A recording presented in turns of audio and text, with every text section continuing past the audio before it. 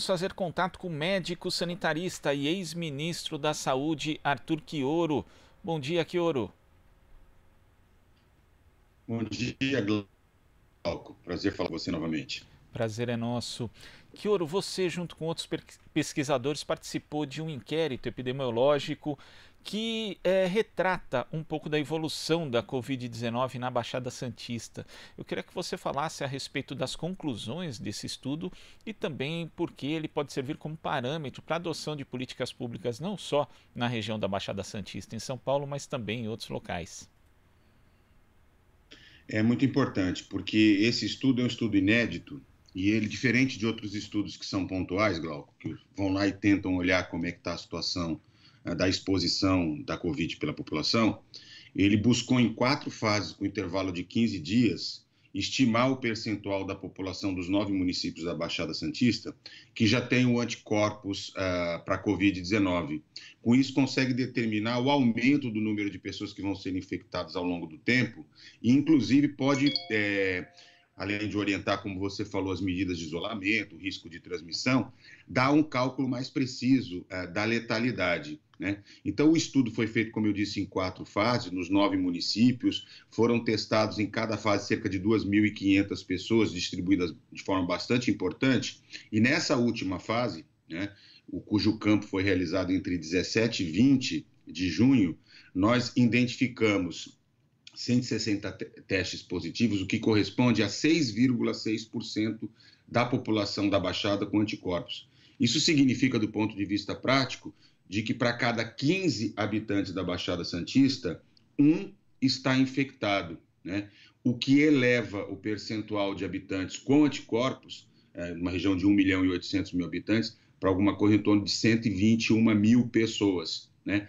Então, assim, só para que você tenha uma noção do que significa também, para cada caso oficialmente notificado, a gente pôde identificar outros 7 que não chegaram ao conhecimento das autoridades sanitárias, porque eram casos leves, porque eram casos assintomáticos, ou simplesmente porque não foram testados. E a própria letalidade, né, com base nisso, cai de 4,5%, ela é corrigida e fica uma letalidade, felizmente, mais baixa, na faixa de 0,7%. Né? Com base nisso, os pesquisadores, nós concluímos, né, que é extremamente importante reconhecer que a prevalência da doença, diferente do que as autoridades têm dito, né, inclusive o governador, prefeitos, aqueles que estão interessados na reabertura a qualquer custo do comércio, a prevalência da doença continua em ascensão, ela não teve uma diminuição. A velocidade de disseminação da infecção na Baixada Santista é mais acelerada, Glauco, que em todos os estudos semelhantes que ocorrem em outras partes do mundo, né? Ainda que nessa última fase, entre a terceira e a quarta, o ritmo de crescimento tenha dado uma diminuída. E por isso a gente recomendou a manutenção do isolamento social, a utilização das máscaras, né, de forma adequada por toda a população, porque a situação ainda é muito delicada, muito crítica, em especial aqui na Baixada, no Guarujá, São Vicente e Cubatão, que são os municípios que apresentam os dados mais preocupantes.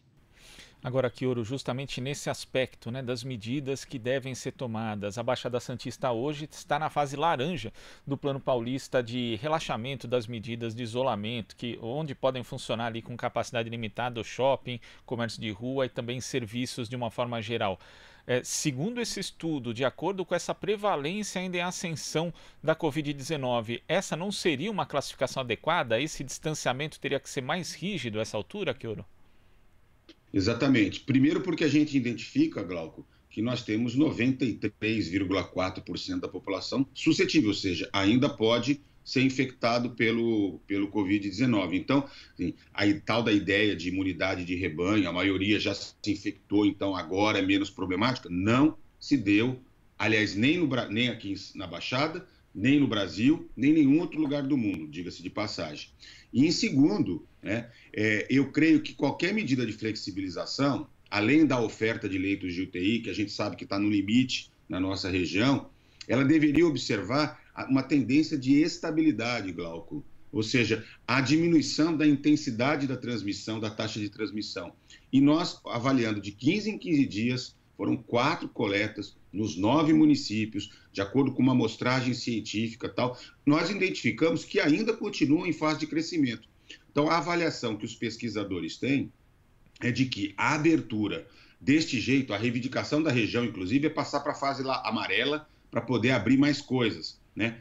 É tomar esta decisão e nós teremos impacto nas próximas 2, 3 semanas com o aumento da taxa de casos, com o aumento do número de óbitos e, muito provavelmente, com a necessidade de agravamento das medidas de isolamento. Então, me parece que é uma medida equivocada, né? Quanto mais nós fizéssemos de forma concentrada o isolamento, mais rápido nós poderíamos sair. Desta maneira, a flexibilização, eu vou chamar de uma maneira bem simbólica, essa flexibilização meia-boca, esse isolamento vai abrindo de acordo com os interesses econômicos, interesses políticos, eleitorais, está aí as eleições municipais muito próximo, que parece estar sendo determinante na decisão de certas autoridades, ela levará a uma tragédia.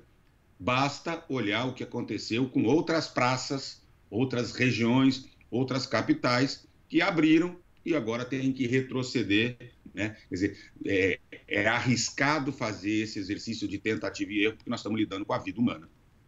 Isso é algo, né, que é muito falado por especialistas, Kioro, porque, por exemplo, quando a gente pega o parâmetro de Wuhan, na China, foram 70 dias de um isolamento, a maior parte desse isolamento bastante com medidas muito restritivas, mas foram 70 dias. Aqui em São Paulo, por exemplo, a gente já está chegando a quase 90 dias de quarentena e não conseguimos ainda fazer essa curva declinar, essa curva baixar. Isso deriva justamente desse isolamento meia-boca que você atribui, quer dizer, se a gente tivesse feito lá atrás o lockdown, um isolamento com medidas mais restritivas, nós estaríamos em outro patamar hoje, poderíamos até, de fato, flexibilizar com mais segurança as medidas de distanciamento social?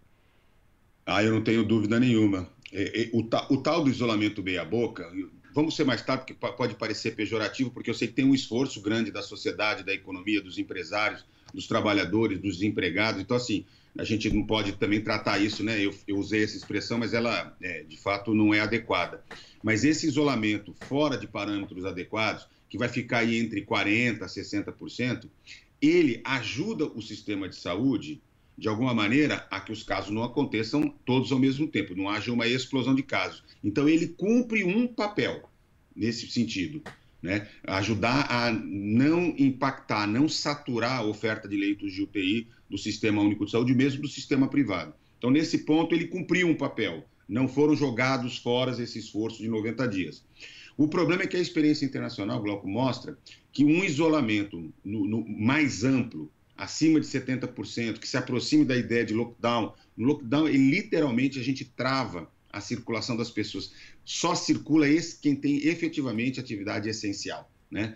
Trabalhadores da saúde, área de transporte, segurança pública, alimentação e ponto. As pessoas saem de casa para ir no serviço de saúde, comprar comida e voltar. Se isso é feito de maneira acima de 70%, por pelo menos 4 semanas, né? E por que 4 semanas?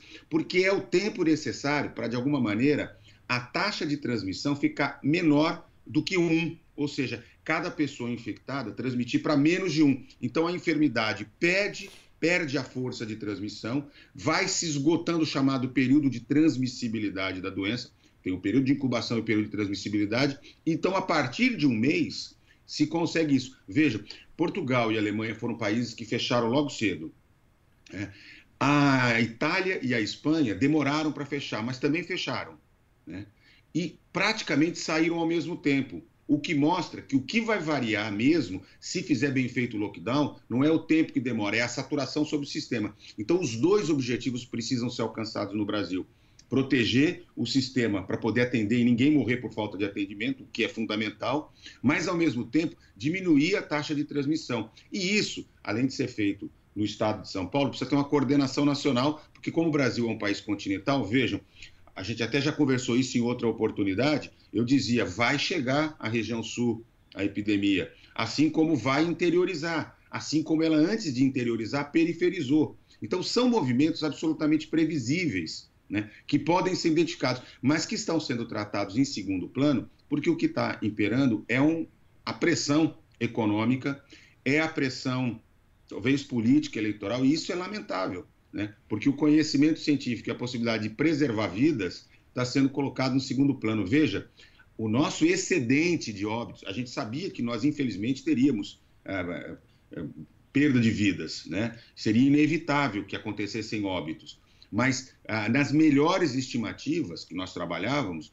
nós teríamos, ao longo de toda a pandemia, alguma coisa em torno de 44 mil óbitos. Nós já estamos agora nos aproximando de 54 mil óbitos, e as estimativas já nos levam agora para alguma coisa em torno de 120, 145 mil óbitos até o final da epidemia. É inaceitável, isso não é natural. Isso é fruto da resposta absolutamente equivocada, anticientífica, descomprometida com a vida, que as autoridades vêm conduzindo. Aqueles que rugiram forte como leão bravo no começo da pandemia, agora se portam como gatinhos recém-nascidos, assustados, pressionados, né? Tentando encontrar alternativas que não encontram embasamento científico. E os dados estão aí, os estudos estão aí. Vejam, foram feitos estudos na cidade de São Paulo. Nós estamos na 4ª fase dessa pesquisa, né? Então, assim, esse conhecimento não pode ser desprezado na tomada de decisões, porque custará milhares de vidas dos nossos cidadãos.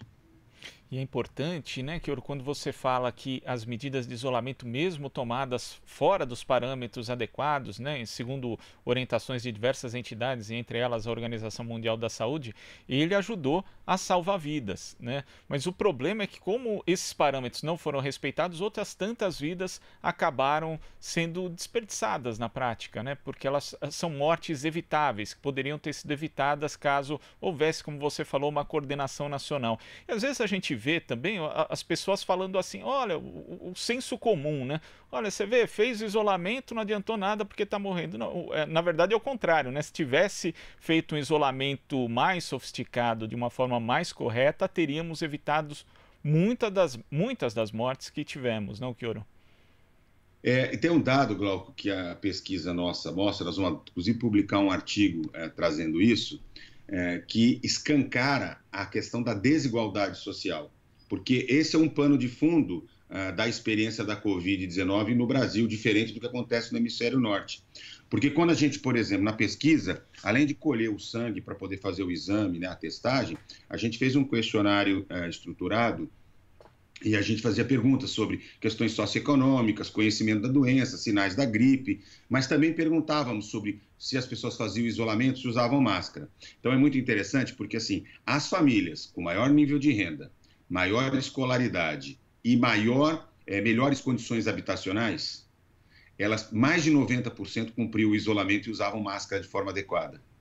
Quando a gente chegava nas famílias de mais baixa renda, principalmente famílias com menos de 3 salários mínimos, moradias com menos de 3 cômodos e baixo nível de escolaridade, o cumprimento das medidas de isolamento caíam para baixo de 40%.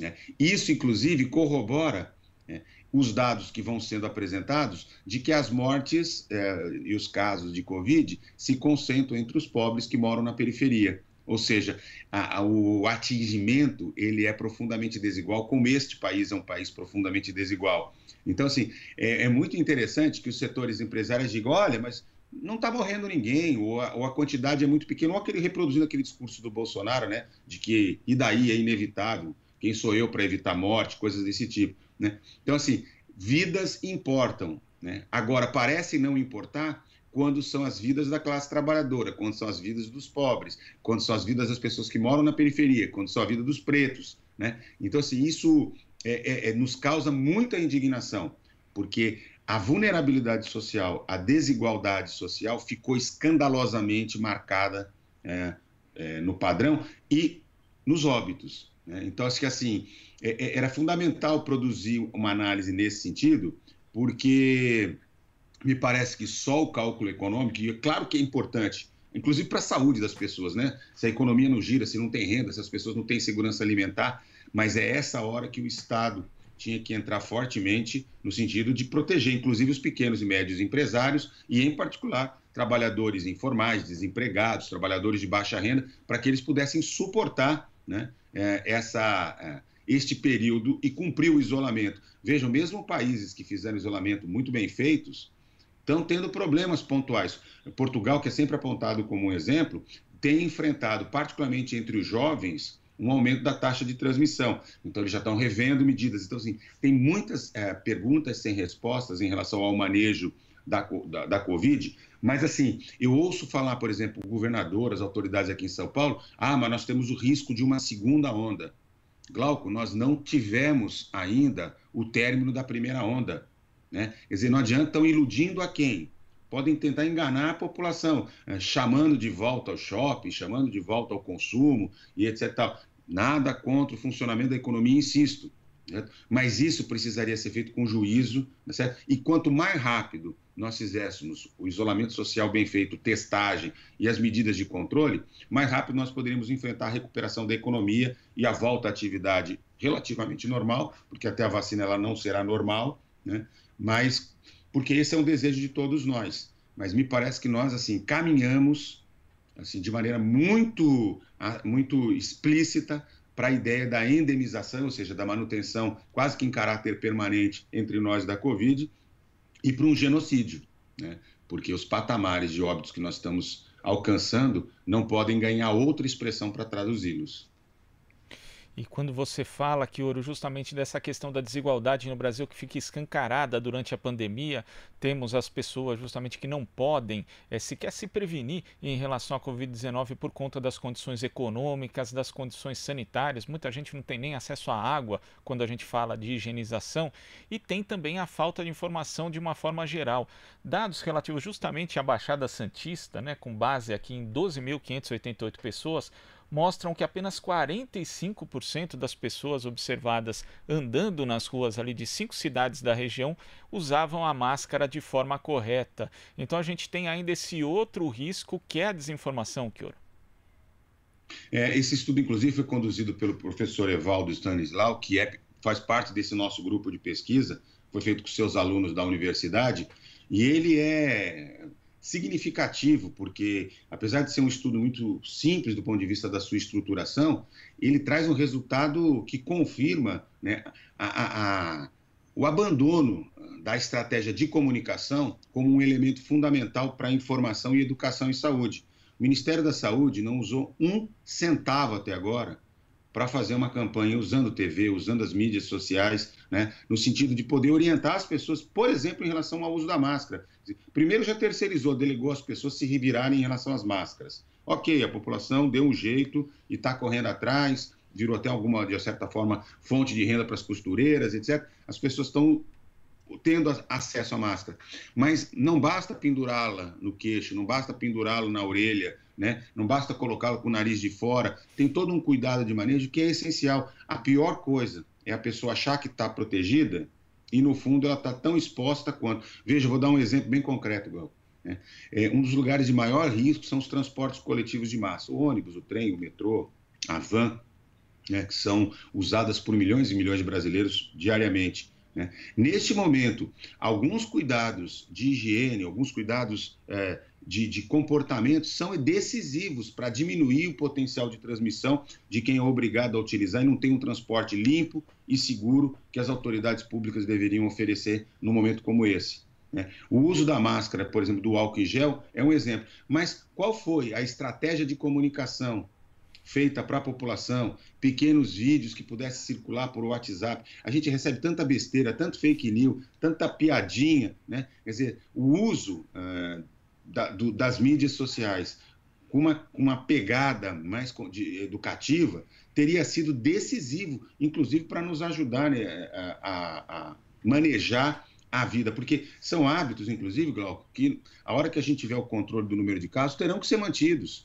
Assim, hoje a gente sabe que no nosso vestuário, né, está incorporado durante bastante tempo a máscara, como alguma coisa que nós vamos ter que usar, né? Vamos ser um bando de uma sociedade de mascarados, aí vai começar a criatividade, quem faz a máscara mais bonita e tal. Não tem problema nenhum, ela pode ser fashion, desde que seja efetiva, desde que seja segura, desde que as pessoas saibam usá-la.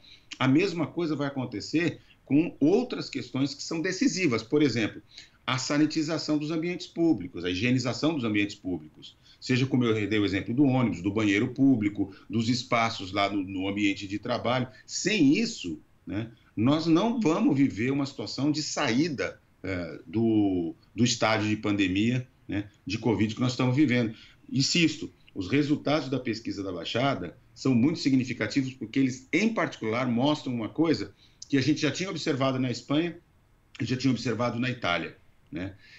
Que são países que já controlaram, mas tem uma taxa entre 6% e 8% de infectados. Claro, tem regiões, por exemplo, do norte da Itália, que chegam quase a 18% da população foram infectadas, mas ainda assim as regiões mais infectadas, como acontece, por exemplo, na cidade de São Paulo, ou mesmo aqui na Baixada, em bairros da periferia, onde o percentual de infecção da população é muito mais alto, jamais chegará próximo daquilo que se chama de imunidade de rebanho e, portanto, uma proteção natural da própria população. Então, até o advento da vacina, né, que a gente espera que esteja disponível a partir de 1 ano, mas a gente não tem essa certeza, nós precisamos tomar uma atitude. E aqui me parece que a atitude mais burra que podemos tomar, mais ineficiente, mais injustificável, é nós mesmos darmos fôlego para a manutenção da transmissão da doença até chegar a vacina. Ou seja, não faz mínimo sentido. Eu estava vendo, não sei, muita gente deve ter recebido, uma aula que o presidente de Portugal, né, estava dando para os alunos via